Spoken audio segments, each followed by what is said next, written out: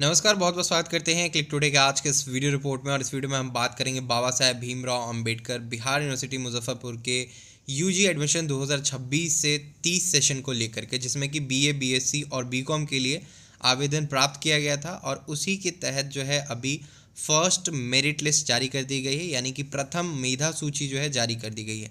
प्रथम मेधा सूची में जो भी स्टूडेंट्स का नाम चयनित किया गया है उन सभी को अपना एडमिशन जो है जल्द से जल्द करवा लेना है।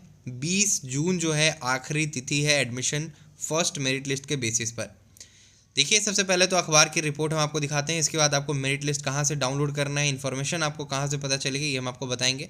अगर आप हमारे चैनल के ऊपर नए हैं और अभी तक के हमारे चैनल को सब्सक्राइब नहीं किया तो चैनल को सब्सक्राइब करके बेल आइकन को ऑन कर लीजिए। बाबा साहेब भीमराव अंबेडकर बिहार यूनिवर्सिटी यानी कि BRABU यूनिवर्सिटी का जो भी अपडेट है आप तक क्लिक टुडे यूट्यूब चैनल के माध्यम से देर या तो सवेर पहुंचता रहेगा, इसलिए आप हमारे चैनल को सब्सक्राइब कीजिए और बेल आइकन को ऑन कीजिए। 1.9 लाख सीट और 1.26 लाख स्टूडेंट ने किया है आवेदन। और यहाँ पे ये भी बताया गया कि जो स्टूडेंट्स आवेदन किए हैं उसमें कई ऐसे स्टूडेंट जो हैं अपना गलत नंबर भर दिए, जिसकी वजह से उनका फर्स्ट मेरिट लिस्ट में नाम तो आ गया है लेकिन वो एडमिशन नहीं करा पाएंगे। अब इसे सुधारने के लिए उनको जो है बाबा साहेब भीमराव अम्बेडकर यूनिवर्सिटी के कार्यालय विजिट करना होगा, जिसमें कि UMI सेक्शन एक है, वहाँ पे जा करके अपना आवेदन देना होगा। उसके बाद ही आपका नेक्स्ट मेरिट लिस्ट में फिर से नाम चयनित किया जाएगा। यहाँ पे बताया गया स्नातक पहली मेरिट लिस्ट जारी, यानी कि फर्स्ट मेरिट लिस्ट जो है जारी कर दिया गया है। BRA बिहार विश्वविद्यालय मुजफ्फरपुर स्नातक सत्र 2026 से 30 में नामांकन के लिए जो शुक्रवार को देर शाम जो है दोपहर में तकरीबन जो है आपका फर्स्ट मेरिट लिस्ट जारी किया गया, जिसमें कि 1.9 लाख सीट के लिए जो है पहली मेरिट लिस्ट जारी कर दी गई है। नामांकन की अधिसूची जो है गुरुवार की जो है देर शाम जारी हो गई थी, और जिसके कारण कॉलेज में जो है सुबह से जो है मेरिट लिस्ट का इंतज़ार हो रहा था। अधिकतर कॉलेज के में जो है पहले दिन नामांकन नहीं हो सका, और बताया गया है कि पहले से कोई तैयारी नहीं थी और मेरिट लिस्ट भी दोपहर में मिला। इस सत्र में नामांकन के लिए जो है 1.26 लाख अभ्यर्थियों ने अभी तक के जो है आवेदन किए हैं। पहली मेरिट लिस्ट पर जो है नामांकन के लिए 20 जून तक का जो समय दिया गया है, और मेरिट लिस्ट जारी होने के बाद जो है कई कॉलेज में छात्र नामांकन संबंधित जानकारी के लिए जो है पहुंचने लगे, लेकिन उन्हें जो है लौटना पड़ा, क्योंकि जो प्रॉपर इंस्ट्रक्शन है वो यूनिवर्सिटी की तरफ से अभी तक के नहीं दिया गया था। और अब यूनिवर्सिटी का इंस्ट्रक्शन आ चुका है। बोला ये गया है कि जो भी डॉक्यूमेंट्स है स्टूडेंट्स के वो जांचे जाएंगे, जैसे कि जिन्होंने जिस कोटा के बेसिस पे एडमिशन लिया है, अगर आप उनका नाम जो है कोटा के बेसिस पे आया है यानी रिजर्वेशन कैटेगरी के बेसिस पे आया है, तो उनका सबसे पहले रिजर्वेशन डॉक्यूमेंट चेक किया जाएगा। EWS रिजर्वेशन या फिर जो SC/ST रिजर्वेशन या फिर स्पोर्ट्स कोटा या फिर वार्ड कोटा, इन सभी कोटा का जो पहले जांच किया जाएगा, उसके बाद ही उनका नामांकन लिया जाएगा।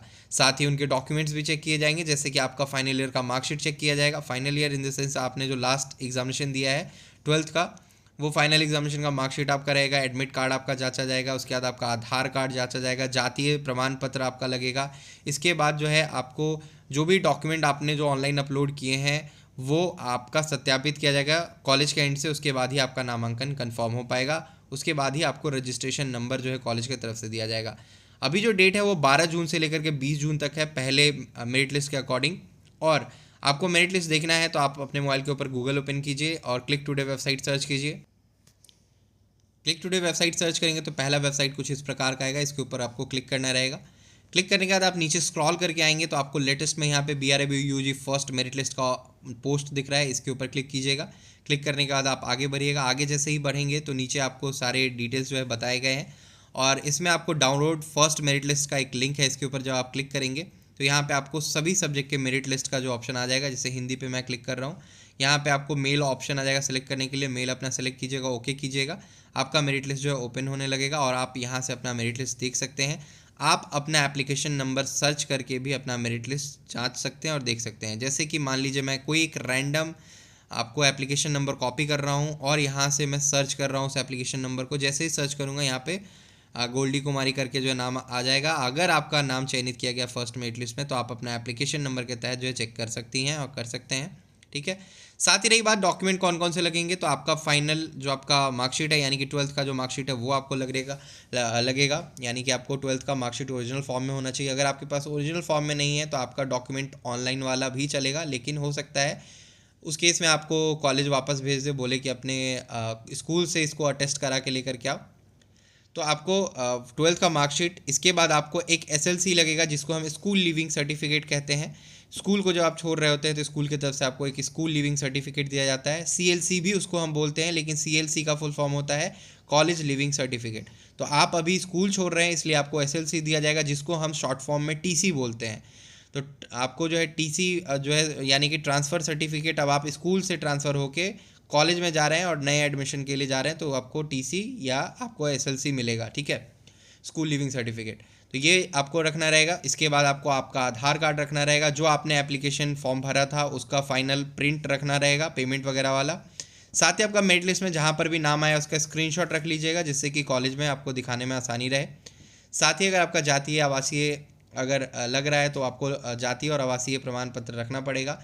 साथ ही आपको जो है हो सकता है कई कॉलेज में जो है बोला जाएगा ऑनलाइन आवेदन करने के लिए, तो ऑनलाइन आवेदन के लिए जैसे RDS कॉलेज का एक अपना पोर्टल है, उस पोर्टल पे जाके आपको ऑनलाइन आवेदन करना होता है, पेमेंट करना होता है, पेमेंट चालान जो प्रिंट होता है वो आपको फिर कॉलेज के काउंटर पे जमा करना रहता है। तो थोड़ा प्रोसेस लेंदी होता है कई कॉलेज का। कई कॉलेज ऐसा भी करती है कि आपको चालान काट के देगी, बोलेगी बैंक में जा करके इतना पैसा भरो।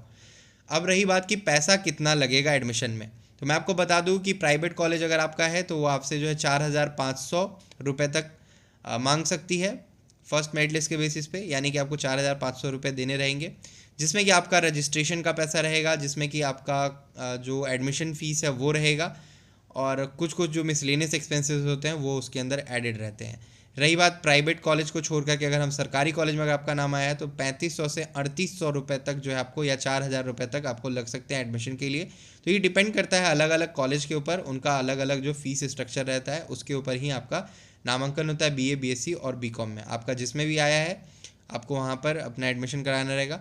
अब रही बात कि बहुत सारे ऐसे छात्र छात्राएं जो कहते हैं कि फर्स्ट मेरिट लिस्ट में जहाँ नाम आया है जिस कॉलेज में, हम उसमें एडमिशन नहीं लेना चाहते हैं, दूसरे में लेना चाहते हैं, तो ऐसा संभव नहीं है। आपका नाम जहाँ पर भी आया है वो आपके मार्क्स के अकॉर्डिंग ही आया है और आपको वहाँ पर ही एडमिशन लेना होगा। बदलने का कोई विकल्प आपको नहीं दिया जाएगा, ठीक है। आप नहीं एडमिशन लेते हैं तो आपके साथ एक चीज़ हो सकता है कि एंड टाइम में यानी कि आखिरी टाइम में आपको जो है स्पॉट एडमिशन का एक मौका मिलता है, उसमें जहाँ पर भी सीट खाली होता है वहाँ पर जाके आप अपना नामांकन करवा सकते हैं BA BSc BCom के संकाय में जिसमें भी आपका फॉर्म भरा गया है।